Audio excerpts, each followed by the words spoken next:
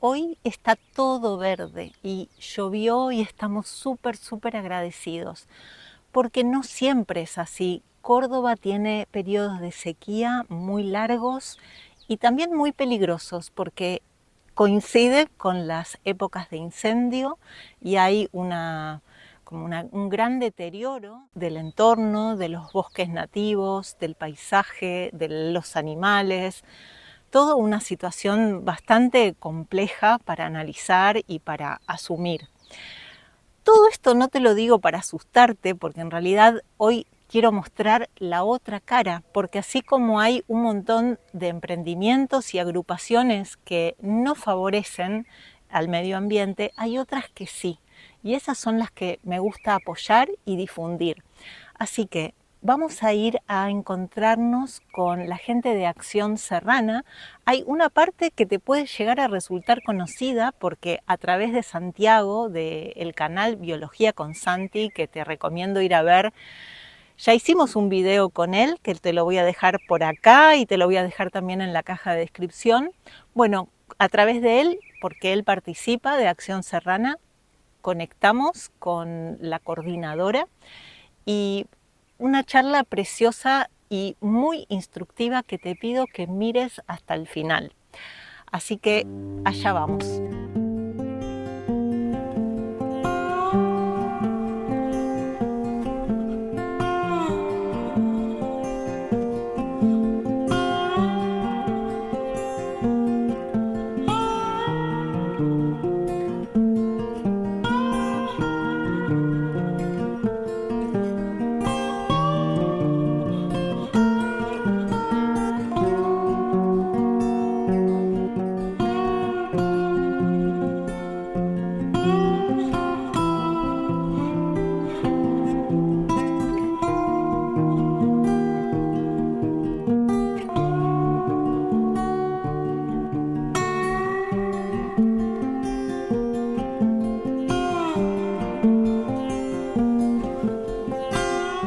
Bueno, mi nombre es Romina, soy coordinadora de Acción Serrana. Acción Serrana es un programa que surge en el año 2018 bajo ese nombre. Es una agrupación de personas y de instituciones que trabajamos en las sierras de Córdoba bajo Acción Andina, que es un proyecto sudamericano, y que el objetivo de ambos proyectos es conservar las nacientes de agua de todos los Andes y de las sierras grandes de Córdoba. Nosotros como Acción Serrana trabajamos en la Reserva Hídrica Provincial Pampa de Achala y en el Parque Nacional Quebrada del Condorito, desde los Gigantes hasta el Cerro Champaquí, o sea, abarcamos una longitud bastante amplia de norte a sur de nuestra reserva. En la reserva hídrica nacen el 80% de los ríos de la provincia de Córdoba, entonces esa es la importancia de nuestro trabajo en altura. ¿Y qué está pasando con los ríos acá en Córdoba, que hay tan poca agua? Bueno, lo que pasa, nosotros vivimos en una zona que es árida, semiárida en realidad, entonces los ciclos de aguas disminuyen en temporada seca. Lo que ha pasado en los últimos años es que las temporadas secas son más profundas, más intensas y un poco más largas. Entonces es por eso quizás que se ve una disminución en los caudales de nuestros ríos. A mí me dijeron que esta zona, que yo estoy sorprendida por su sequía y el poco caudal en los ríos y todo, siempre fue seca. Y entonces me dijeron gente de acá, pero no sé de qué se sorprenden porque esto es seco. Pero a la vez, por ejemplo, cuando yo me mudé, hace 2 años y algo, me decían que el acueducto y que no sé qué, y ahora me estoy enterando de que el dique está seco y que no va a haber suficiente agua. ¿Eso por qué es? Bueno, es verdad que, como dije hace un ratito, al estar en una zona semiárida, tenemos épocas de sequías, ¿no? Que son regulares, siempre entre otoño e invierno son esas etapas. Ahora, como hay cada vez más gente viviendo en la región y el consumo de agua se ha incrementado, esa disminución en el dique y en los ríos tiene que ver con esa realidad, ¿no? La cantidad de gente que vive en nuestro valle y en nuestra región se ha incrementado. Además también hay otra realidad u otra problemática que tiene que ver con las especies exóticas invasoras que consumen mucha cantidad de agua y cada vez tenemos más de esas especies. Entonces hay una competencia en el consumo de agua con los árboles nativos, y eso también repercute en la cantidad de agua que tenemos en nuestros ríos. Y me decías recién que el proyecto nace como Acción Andina. ¿En qué país?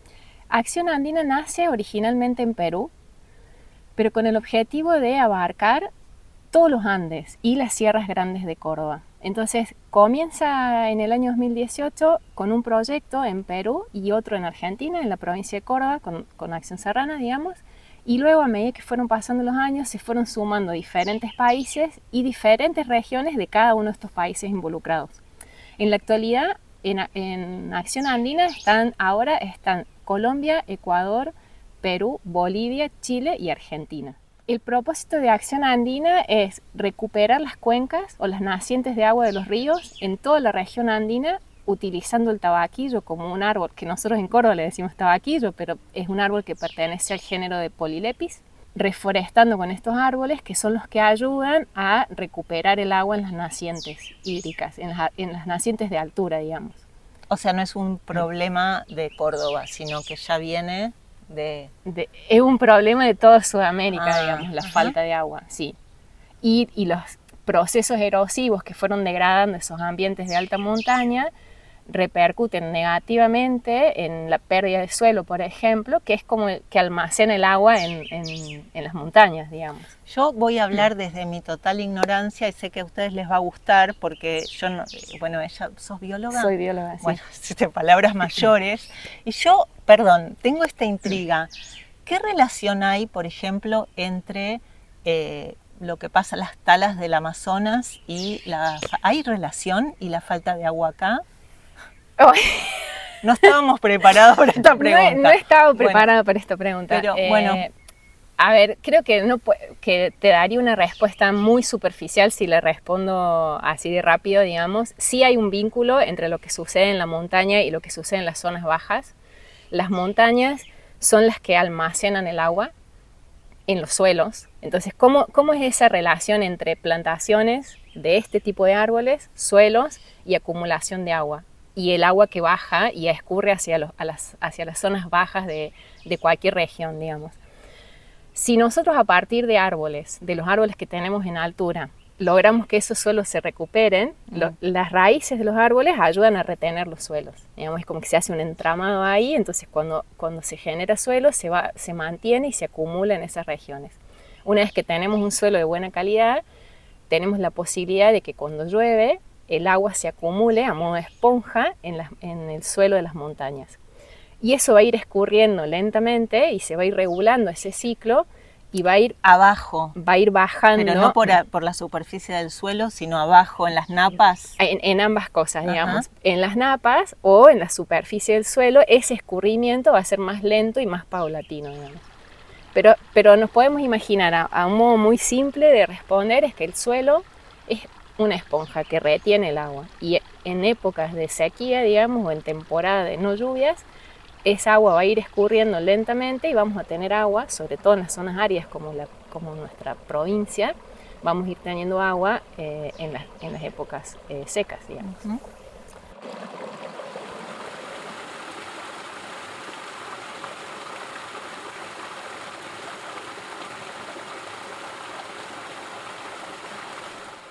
Bueno, entonces Acción Andina y Acción Serrana casi nacen simultáneamente.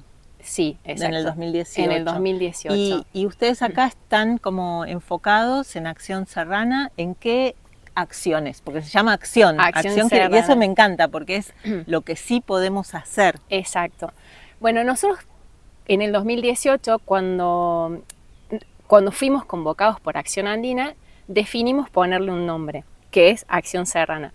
Un poco porque tiene que ver con esto del hacer, digamos, de la acción concreta, solo que en las sierras de Córdoba. Nosotros no somos los Andes, por eso... ¿Quiénes lo conforman? ¿Son todos biólogos? ¿Cómo es la historia? El programa Acción Serrana está conformado por biólogos, agrónomos, personas particulares que venían trabajando desde el año 97 en esto de la restauración y de la reforestación de las sierras, que eso es un poco lo que te quería contar. O sea, el proyecto surge, cuando somos convocados, ya había gente trabajando desde el año 97 en nuestra provincia.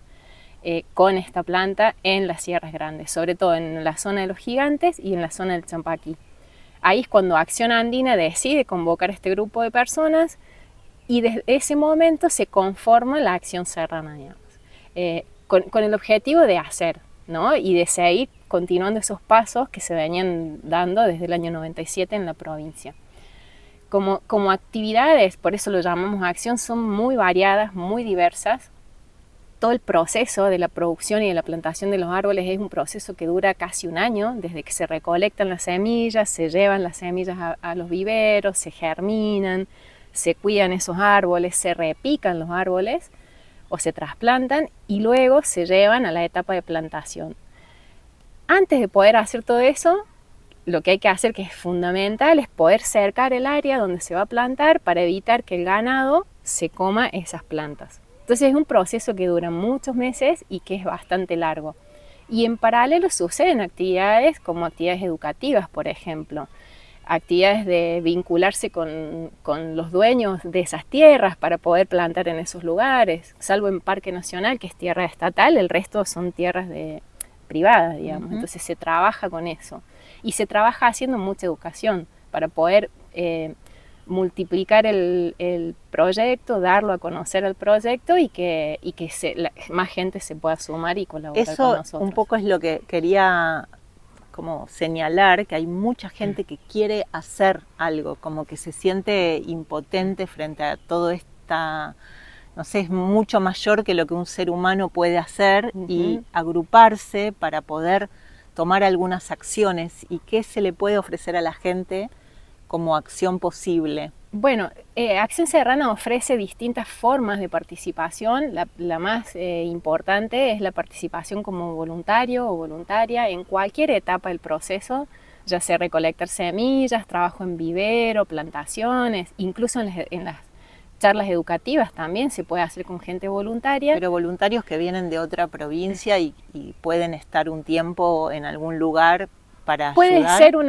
esa una opción, que sean actividades de varios días o actividades de un día. Al tener tantas zonas de trabajo, hay zonas que son más accesibles, o sea, se puede ir y volver en el día, y hay zonas que son un poco más inaccesibles, donde requiere una caminata un poquito más larga, pero podemos estar 2 o 3 días en esa actividad.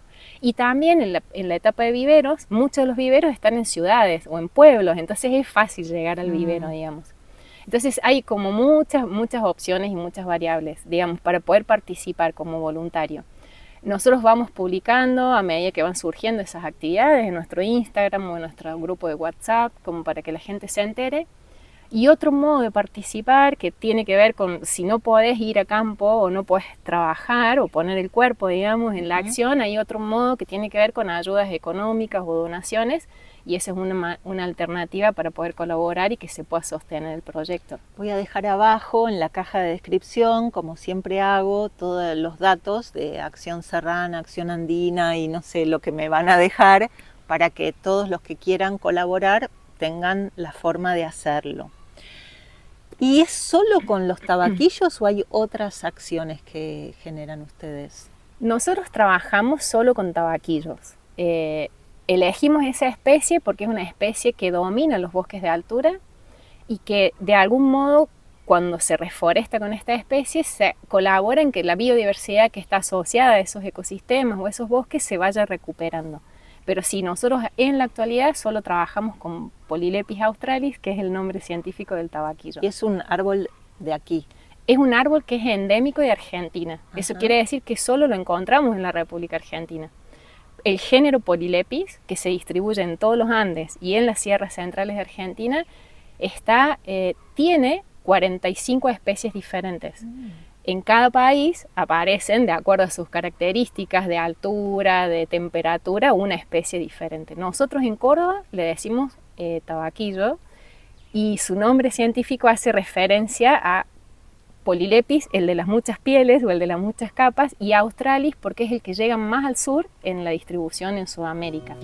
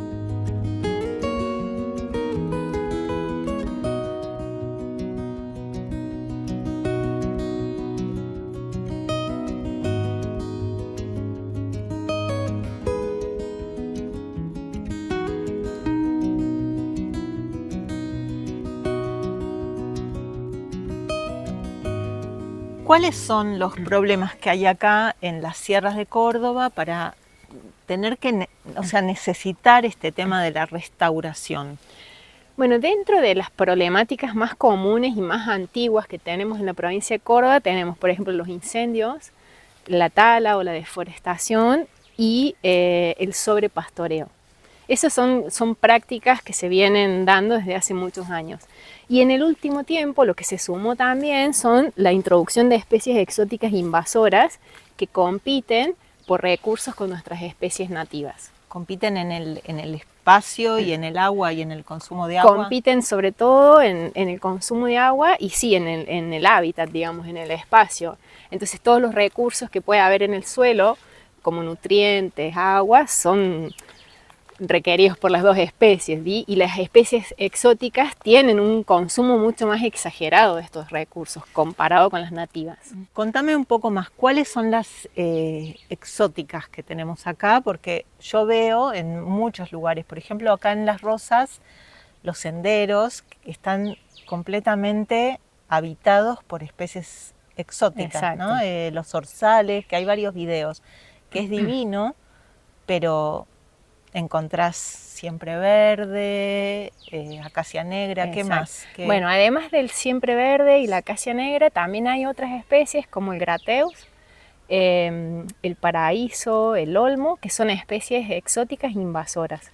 Y luego sí hay otras especies que son exóticas, pero no necesariamente invasoras, como por ejemplo la acacia blanca, la lantana o la banderita española, sí, esa también. La diferencia que es que la reproducción, la rapidez. Exactamente, las que son declaradas como invasoras son especies que se reproducen mucho más rápido que las otras, digamos. Acá quiero decir algo, por ejemplo, si ustedes tienen un roble en su casa, no es que hay que talar el roble. No, porque el roble es una especie, si bien es exótica, pero es una especie que se reproduce lentamente, su crecimiento es lento, entonces la competencia de recursos no es tan fuerte como por ejemplo un siempre verde. ¿Y el siempre verde que es por semillita que se va reproduciendo tanto? El siempre verde se reproduce tanto porque tiene un fruto que es, acá hay unos siempre verdes pequeños, digamos, que están creciendo, no le veo los frutos, pero sí lo que tienen es un fruto color oscurito, negro oscuro, que se produce en gran cantidad y además le gusta a las aves. Entonces muchas aves colaboran en su dispersión. Hay otras especies exóticas como el olmo, por ejemplo, que su dispersión se da por el viento. Entonces cuando se genera el fruto en época de fructificación, ese fruto se dispersa muchísimo porque el viento ayuda a dispersarlo. Entonces hay una época del año donde vuelan los frutitos de olmo por todos lados y una vez que llegan al suelo, empiezan a germinar y bueno, nada, son muy, muy invasores. Entonces ahí sí, por ahí hay que tratar de evitar ese tipo de árbol. Sí, si uno puede decidir plantarlos o no plantarlos, la recomendación es no plantarlos. Porque ya sea que lo plante en el patio de mi casa o en el medio del campo, digamos, la reproducción va a ser igual en gran medida porque las aves, sobre todo con el siempre verde o con el grateus, la dispersan muchísimo y además en distancias largas.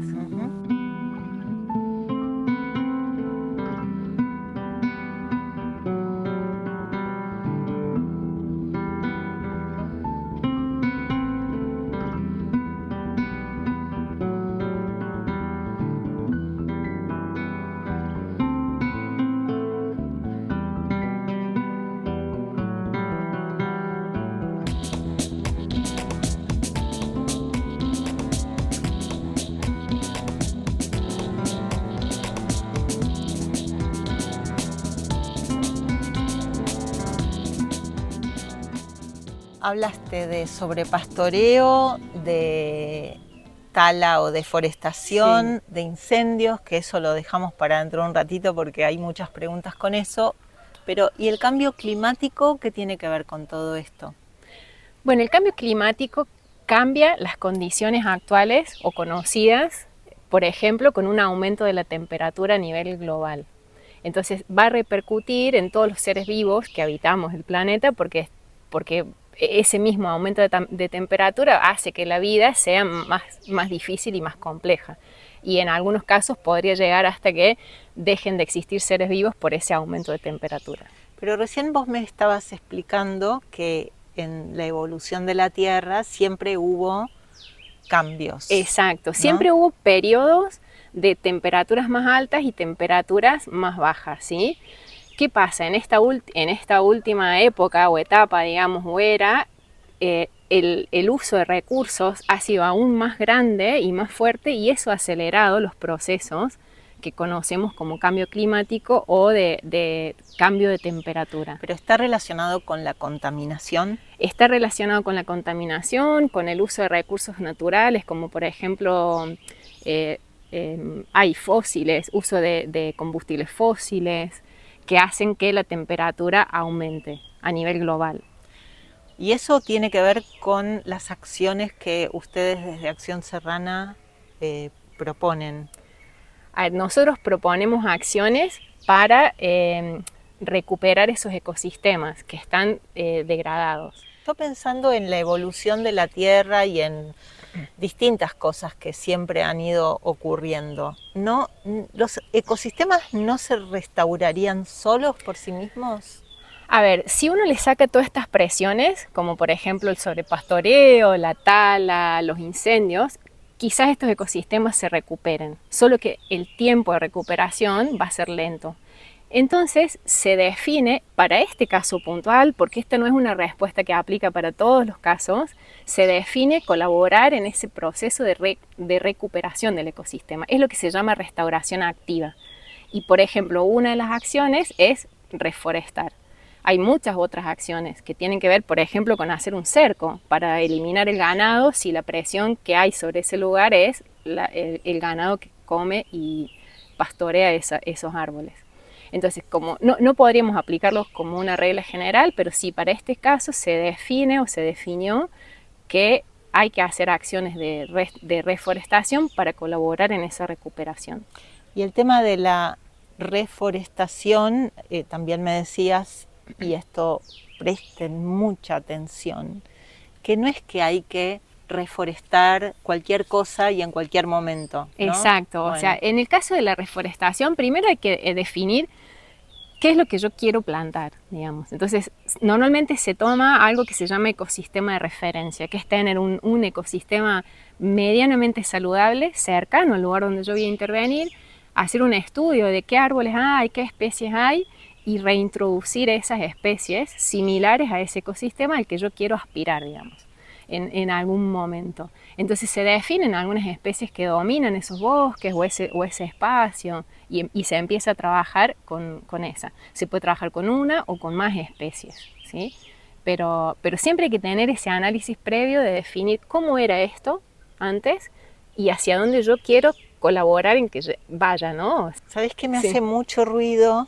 Que nosotros los humanos decimos, me compré este campo para sembrar tal cosa, ¿no? Sin ver nada de lo que era originario del lugar, ni de lo que compatibilice con su entorno. No sé, me vienen imágenes de plantaciones de flores, de frutos, de cosas que se nos ocurre que van a ser un buen negocio. Exacto. Y sin ver nada, sin ver el entorno. Claro, y sobre todo en esta posibilidad de observar el entorno, hay una cuestión que es muy histórica, que tiene que ver con nuestra colonización, ¿no? O sea, ¿cuál es el paisaje al que aspiramos y el que siempre se mira, ¿no? Y tiene que ver más con una cuestión, un paisaje más europeo. Entonces muchas veces, sobre todo en espacios más pequeñitos, cuando compramos un terreno, por ejemplo, ¿y qué árboles se ponen en el terreno? Y en general son árboles que no son de nuestra zona. Por eso siempre es como la invitación al observar, ¿no? Nuestro entorno natural y entender cómo funciona ese ecosistema, qué especies hay, por qué son esas especies y no otras. Digo, hay una adaptación, procesos evolutivos que llevaron a esas especies que pueden estar en ese lugar. Yo hace un rato hablaba de que estamos en una zona semiárida. La mayoría de nuestros árboles tienen espinas, que es una adaptación a la pérdida de agua, digamos. Entonces, para mí es como el mensaje es esto, observar qué es lo que sucede en nuestro entorno, identificar esas especies claves o que nos van a dar señales o pistas y empezar a trabajar desde ahí en lo que nosotros querramos hacer, ya sea un proyecto de restauración o el patio de mi casa, digo, ¿no? Vamos a ir a ver los tabaquillos y Santi nos va a contar un poco sobre eso.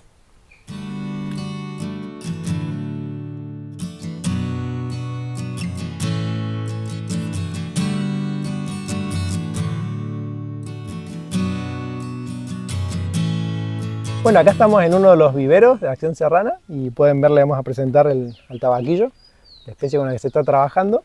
Como pueden ver, acá tenemos varios arbolitos que después ya van a ir yendo a campo. Estamos cerca de la temporada de plantación y ya pueden ver que ya empiezan a tener el tronquito típico de la especie. Y el tabaquillo, bueno, es una rosácea que crece en altura, en las sierras de Córdoba. Y bueno, en las sierras de Córdoba, las zonas de altura, como hablaba Romy recién de la Pampa de Achala, es un lugar único en el mundo. Siempre, como hablamos con Mari en un video pasado, existen un montón de especies ahí únicas en el mundo. Tenemos un montón de endemismos, que quiere decir que son especies que solo viven ahí.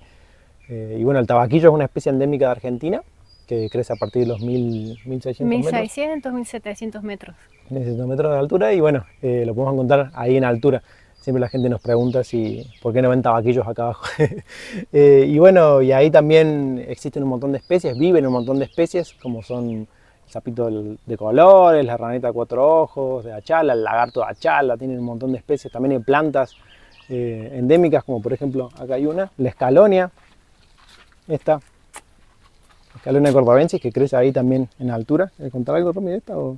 Es una planta que es leñosa también, pero es arbustiva. No crece tan alto como los tabaquillos, ni tiene ese formato, digamos. Y es endémica de las sierras de Córdoba. Y es endémica de las sierras de Córdoba, sí. Solo vive y en esas zonas de altura también. Tienen muchas especies. También hay remolineras, pueden encontrar algunas aves que solo viven ahí. Así que es como un lugar muy particular y que bueno, se está trabajando en la restauración en esas zonas de altura.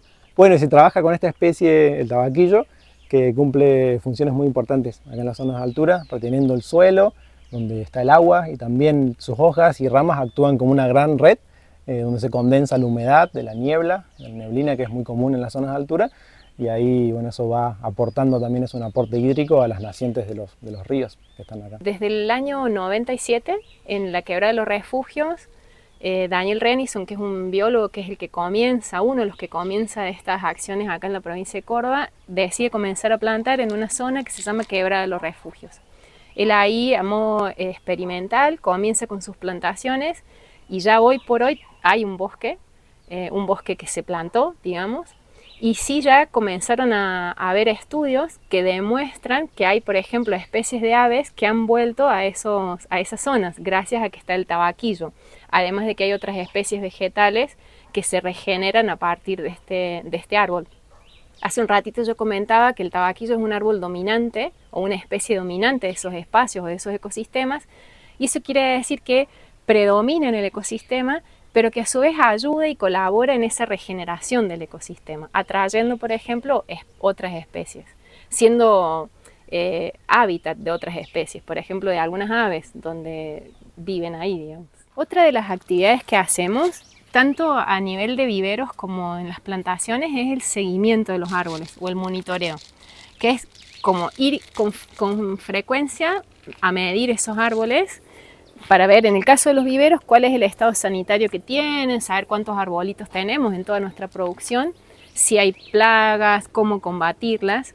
Y luego a campo, una vez que se hicieron las plantaciones, se hacen mediciones anuales para comprender como a nivel general en nuestro proyecto cuál es la supervivencia y el crecimiento de esos árboles, para poder tener un panorama completo y ahí tomar algunas decisiones en cuanto a la zona donde plantamos y qué actividades hacemos. Creo que es importante también entender que no solamente por ahí se habla mucho de los números en los proyectos de restauración, como de la cantidad que se planta, pero también es importante como ir sabiendo cuántos van sobreviviendo y cómo va evolucionando eso en el tiempo, porque es algo que se piensa a largo plazo. Que ni siquiera sé si vamos a ver nosotros los árboles, ¿no? Sí los vamos a ver. Bueno, sí, sí, pero no tan grandes.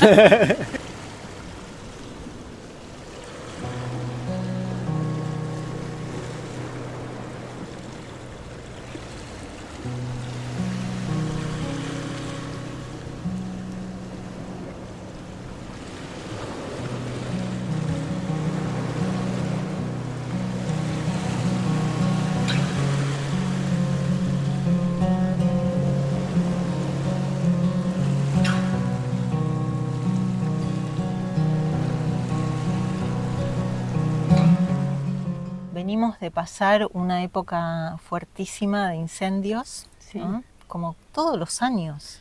Todos los años en esta misma época, sí, que coincide con la época seca, Ujú. la temporada seca.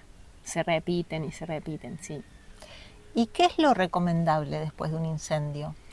Bueno, es una muy buena pregunta porque es algo que nos han estado consultando un montón, no solo a nosotros como proyecto, sino a las especialistas que trabajan con incendios.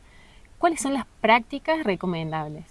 Después de un incendio, lo primero que hay que hacer es esperar, ¿no? Y ver qué pasó ahí, qué pasó con ese suelo, qué pasó con esa zona.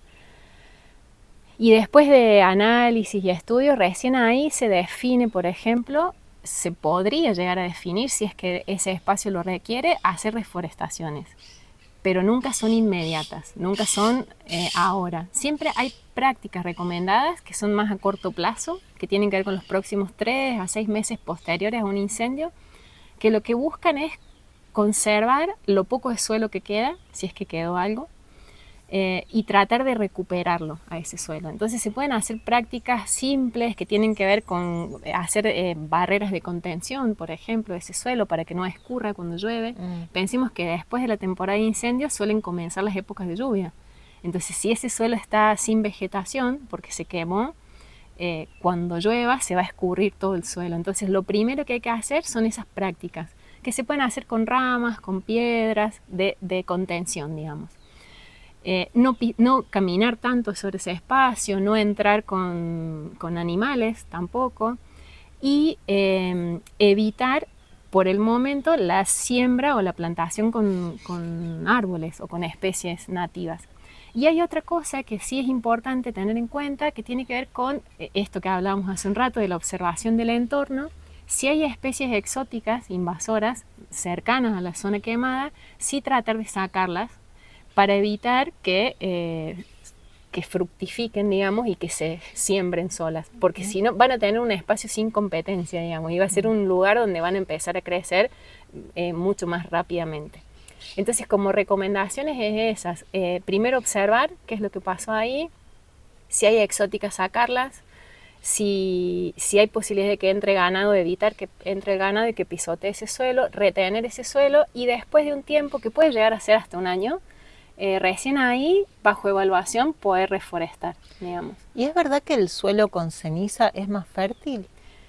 Es un suelo que está propicio porque tiene disponibilidad de nutrientes, pero también hay que evaluar porque muchas veces se pierde mucha cantidad de suelo. Entonces es por eso que yo comentaba recién, si en ese suelo que tiene cenizas y que tiene una cantidad de nutrientes especial o particular, si hay especies exóticas van a germinar como sin competencia, digamos. Entonces sí, tiene un poco de verdad eso. ¿Y qué hay de las bombas de semilla, esa técnica difundida? Sí, que también es una práctica que se realiza. Nosotros tenemos semillas que tienen una cubierta o un tegumento que es muy duro, digamos, que en general tienen que pasar por el tracto digestivo de las aves o de algún otro animal para ayudar a romper ese tegumento o esa piel y que puedan germinar.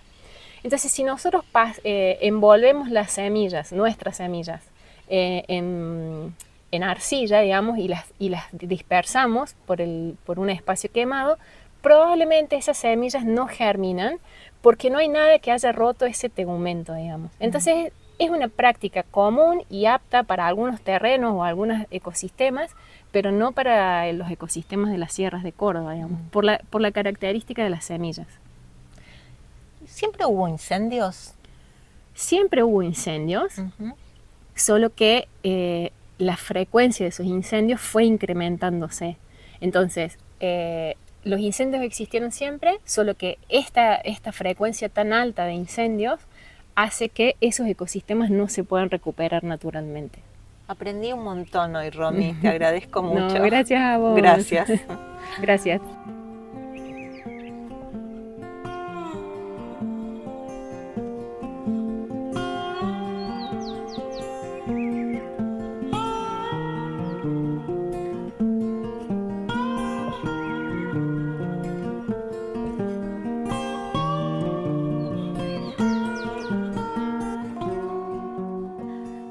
acordate que al compartir mis videos no solo me ayudás a mí, sino que también colaborás con difundir este tipo de proyecto que está tan comprometido con el cuidado de la naturaleza. Me queda una frase que viene de la medicina antigua, que es primero no dañar. Así que imagínate si nosotros, humanos conscientes, antes de hacer, nos pusiéramos a pensar en las consecuencias que nuestros actos tienen sobre el medio ambiente, sobre las otras personas. Sería todo muy diferente. Creo que no estaríamos en este nivel de deterioro general en el que estamos. Poder pensar en las consecuencias de lo que hacemos, para empezar a medir qué hacer y qué no hacer.